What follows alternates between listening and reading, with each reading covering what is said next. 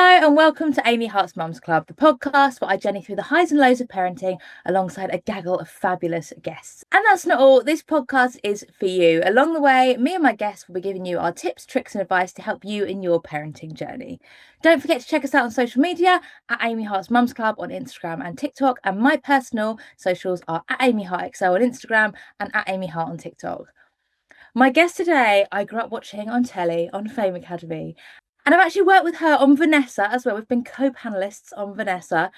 She's a mum to 4 gorgeous children and she is a singer and she's been with her husband for 40 years. So I need to find out what the secret to that is. Please welcome Carrie Grant. Hello. Thank you so much for having me, Amy. I'm a fan.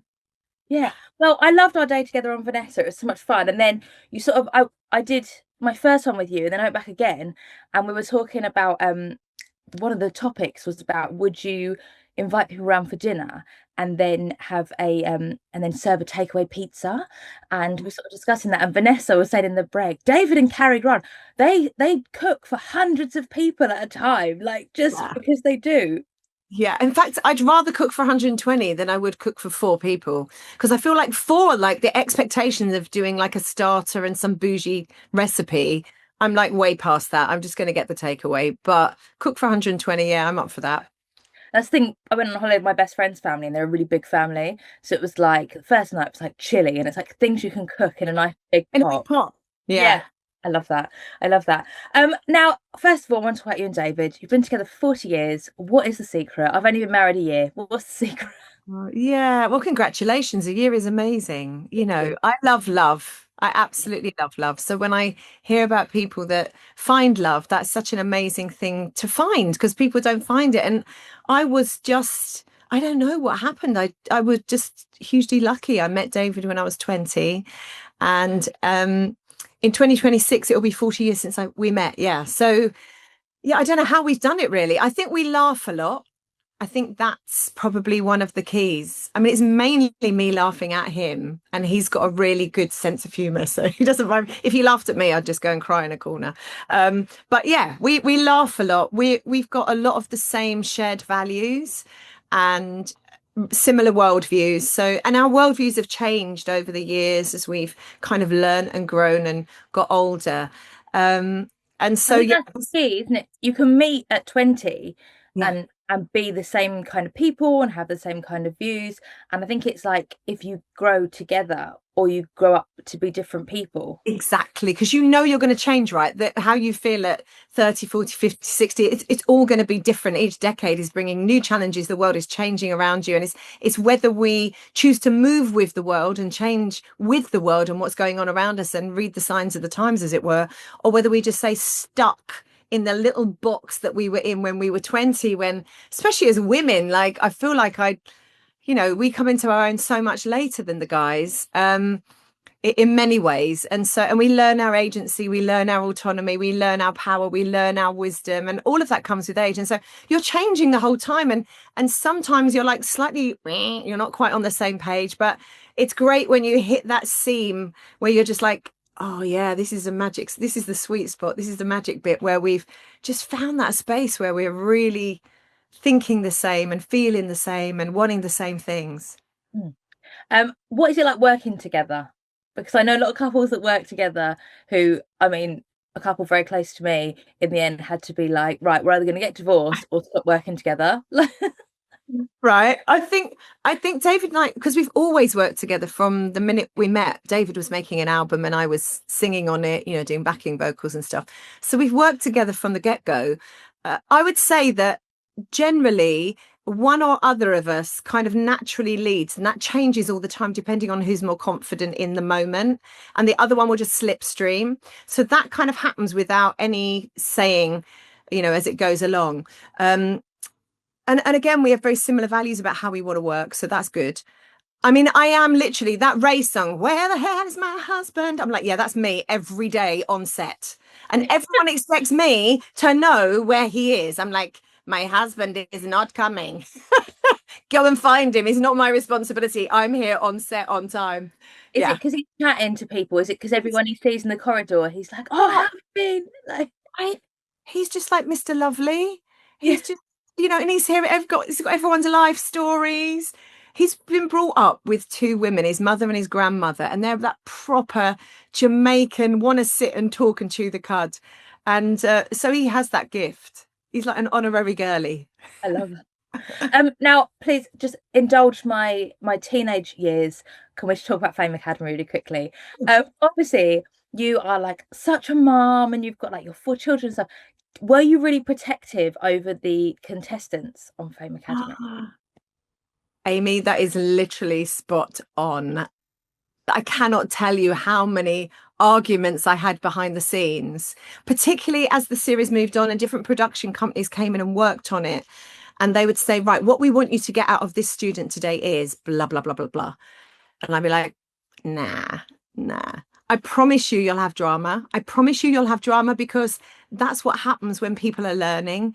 It undoes them. It makes them feel vulnerable. They're going to give you drama anyway. So I don't want to go in there and create it. We don't need to do that. This is not Big Brother, because it was made by Endemol, made by the same company. It's not how it's going to be. And so the drama unfolded and it was, I don't know, were more innocent days, I guess, back then before people you've obviously the whole reality telly thing as well, but I think people are so sussed now, aren't they? They really know every minute of every day. They're just holding in mind, I'm going to get out of here at some point and I need to have all these things in place. Whereas in Fame Academy, everyone just got on with it and we weren't even aware of what career. There was no social media. There was nothing like that. So, and they didn't have any contact with the outside world. But I was really protective, particularly I think one or two times when I knew that someone was about to behave badly. And I just thought, you know what, when you're out of here, you're really going to regret this moment. And I'm just going to whisper in your ear as I'm vocal coaching you. I'm going to, let's have a hug. And I'll go, don't do that. Don't run around the academy naked tonight. That's not a good idea. I love that. Do you have I know you can't choose your favorite Fame Academy child, but do you have one that's got like a special place in your heart? I think Lamar for me, they like you say, there's so many. I could just literally, I'm then going, what about them? What about them? But I think Lamar, particularly because Lamar wasn't chosen. And I fought for Lamar to be on the show. I was in the meetings, in the audition rounds, and just going, this guy's amazing. They're like, no, we've got somebody else. And in the end, they chose Lamar. Thank God, because he turned out to be, the one that had all the hits.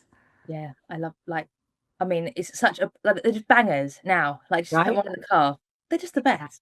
Yeah. Now you and David have four children. Please, I know we all love talking about our children, so please just tell me about your children. Goodness, Amy, it's so much easier just talking about one, like you were saying before we came on. Yeah, that one did this and that's it. Yeah. So my children, I had children in 3 decades of my life. My 3 birth children, I've got 1 adopted child. So, 20s, 30s, 40s had children. And each decade is quite different as a mother, I think.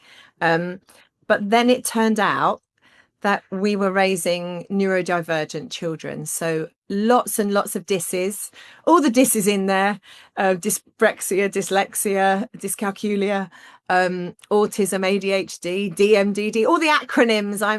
They've got more labels than they have anything else. But, a label is only a problem if you've got a problem with the label. And for me, my children are fabulously autistic, fabulously adopted, fabulously ADHD. They are, they put the quirk in quirk. They are just so quirky and amazing and out the box thinkers. And I feel like, when I think to begin with, as a parent to neurodivergent children, you're battling ridiculous systems. You're trying to make it work for your child at school and things.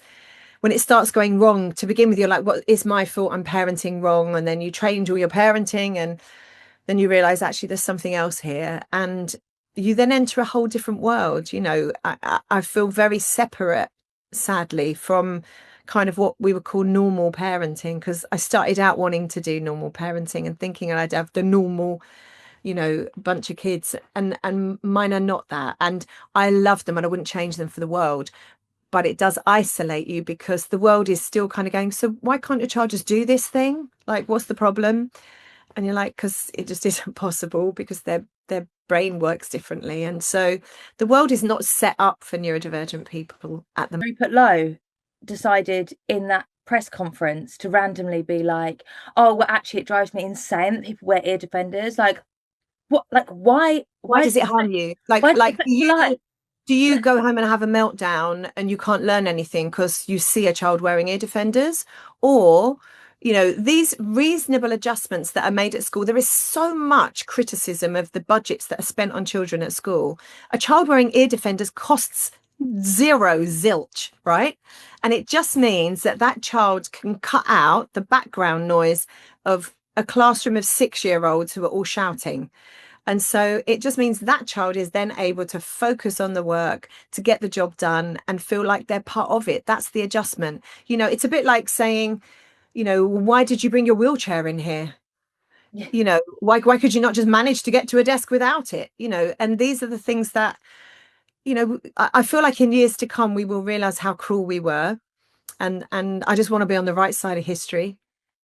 One of my best friends is like head of SEN at her school. So like I talk to her a lot about it, because obviously you hear all the time from people like, oh, what, like, this was never the case when we were kids. And so I've always asked her, like, why do you think it's more prevalent now? And she's like, it's just more knowledge and like more understanding. Yeah, and the particularly with autism, the largest group of people now currently being diagnosed as autistic is women in their 50s. And so and including myself 2 years ago. And so I think it's that thing of going back and looking at your childhood and thinking, oh, so I just thought that I didn't fit in because I was the only child that had single parent mum, or you make excuses for why you didn't feel like you fit. And and the lots of stuff makes sense to you once you're older. So we were there, we just weren't seen. And also you've got to remember, this is way before your time, but certainly in my youth, that people were locked away. Children were locked away in mental institutions. So many of those children we're seeing now that are managing to access school by wearing their ear defenders, they would have been locked up. And we all know now, of course, we would never do that. Of course, we would think that was barbaric. But that's what happened to many children. I have friends who grew up in mental institutions who are phenomenal adults and who have run whole departments of companies and colleges and all sorts. Yeah. Obviously, you said within your household you have all of the acronyms. I was going to ask, once your first child was diagnosed, did you then spot the signs in your other children, or is it just such a broad spectrum that? Yeah, that's such a good question, because often a child is hiding in plain sight. So, it's crazy. It could be even it could be anybody. You get to a certain age and you're like, so the reason why I felt like I didn't fit, hang on a minute, I've got these other things where labels really annoy me and I hate my food touching. And you go, hang on a minute, I'm now ticking a lot of boxes for autism.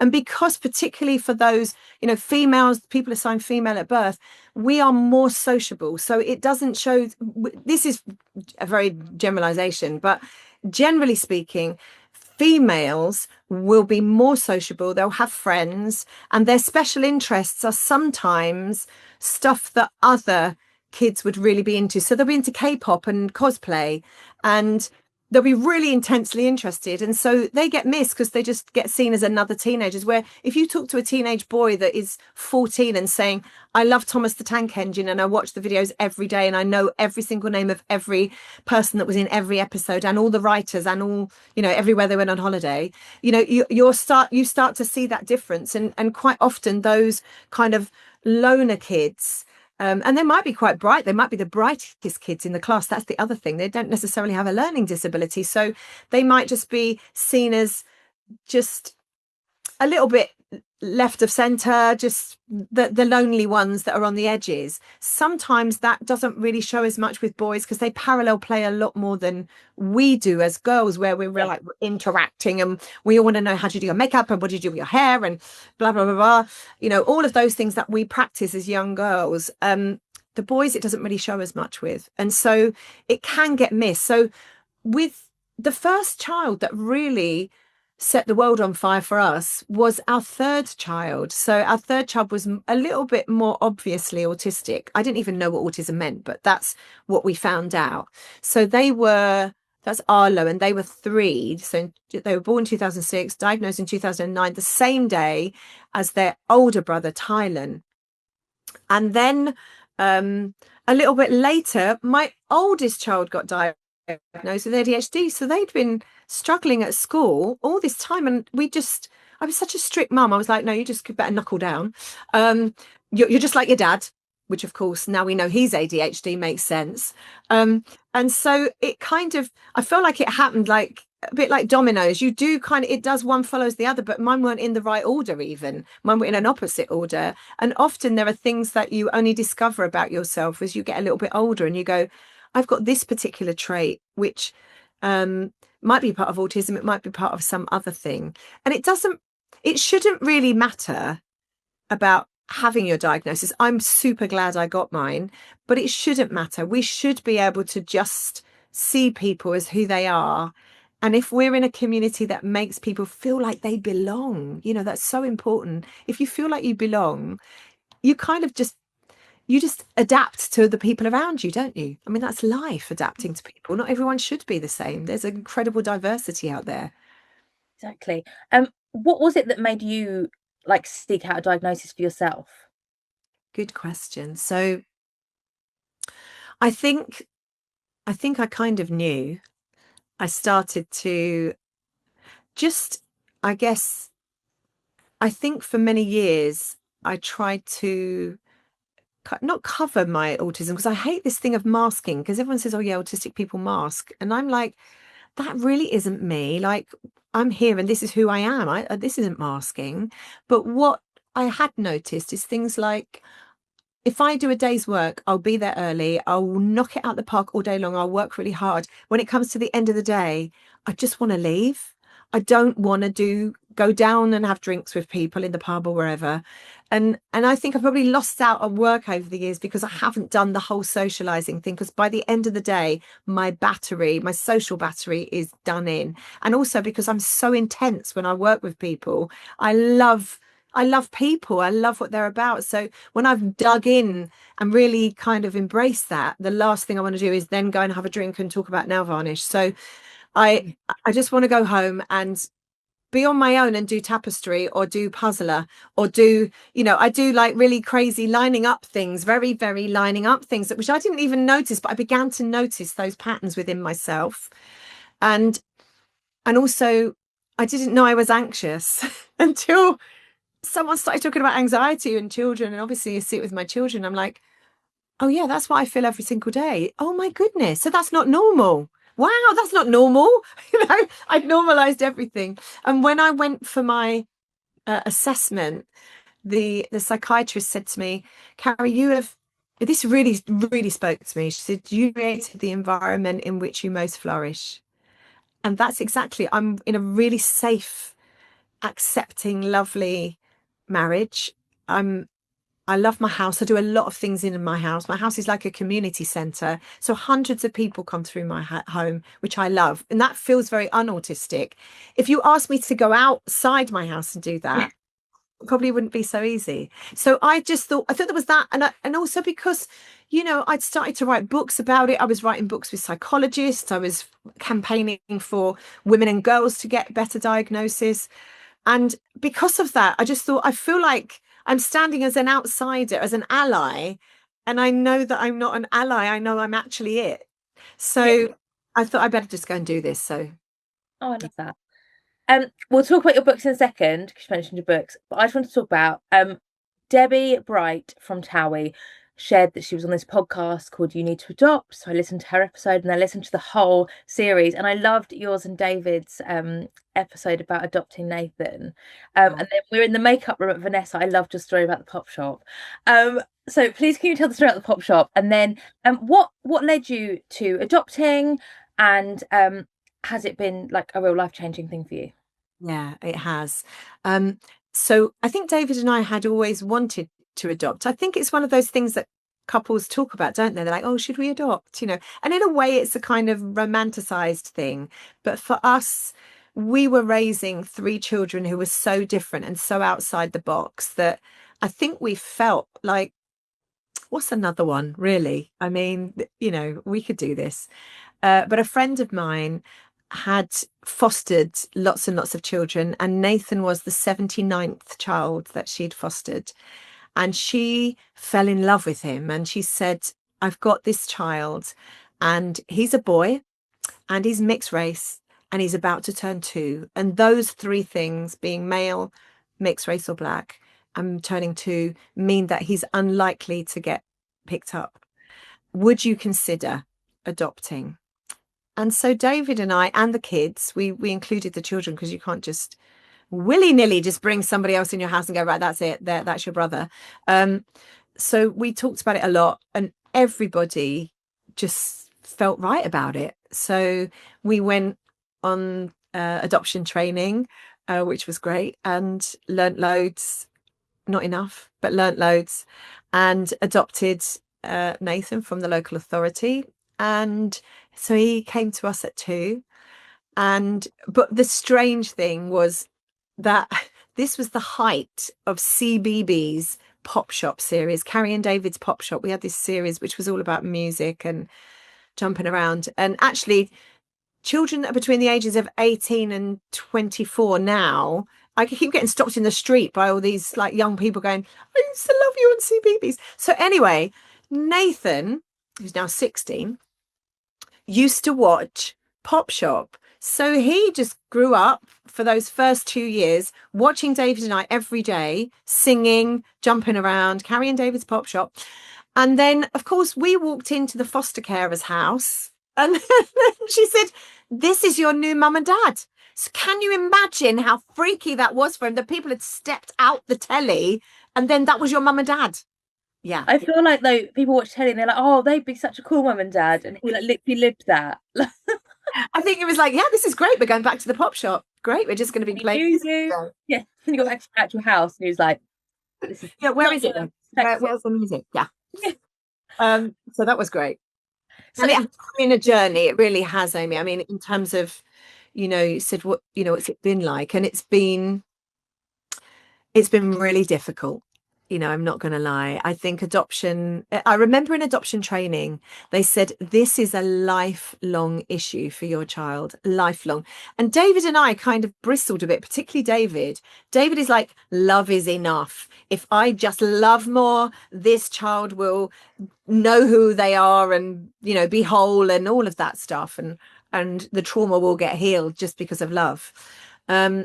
But unfortunately, that's not the case for many, many adopted children. And, you have to remember, these are not children that are given up. It's very, very rare that children are given up these days. Nearly all children are taken into care, and for good reason. And that trauma, that early life trauma that happens in those early weeks of life, or even in vitro, it's those things are traumas that need to be processed, and some of that processing takes a very, very long while. So yeah, we had to really get ourselves genned up on being trauma informed. We did tons of trauma therapy.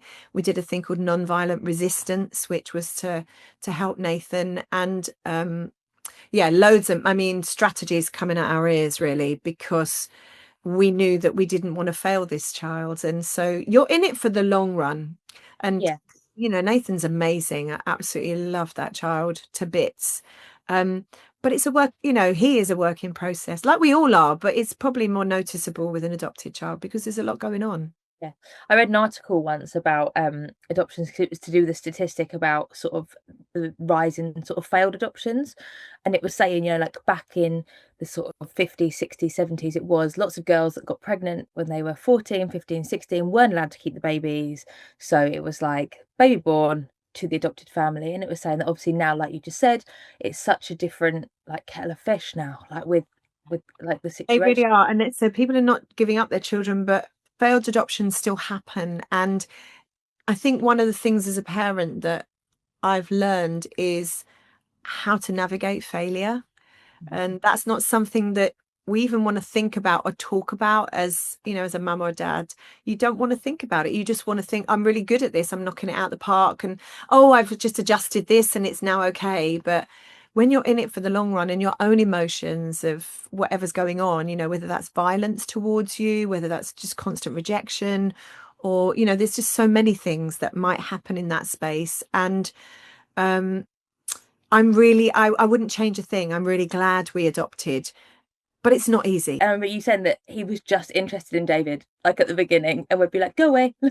Yeah, I mean, and still to this day, he's obsessed with David, which is great. I mean, ultimately, when a child has had early life trauma, the biggest thing is attachment. It's how are they going to attach to the next person along? And Nathan was really, really attached to his foster carer. So I was mummy number 5. You know, here comes David, you know, Mr. Showman, jazz hands. Hello, I'm your dad. And Nathan was like, I love you. And I hate her. And that's okay, you know. And Nathan still struggles with me, but you know what, when it comes to the big talks, when it comes to talking through trauma, crying, finding your tears as a child when you haven't cried for years and years, you know, all of those experiences have happened between Nathan and I. Mhm. So Yeah, he knows. boys and their mums. Yeah. That's a boy. Let's talk about your book. So you've written many, but let's talk about Very Modern Family. Had a cathartic experience writing that.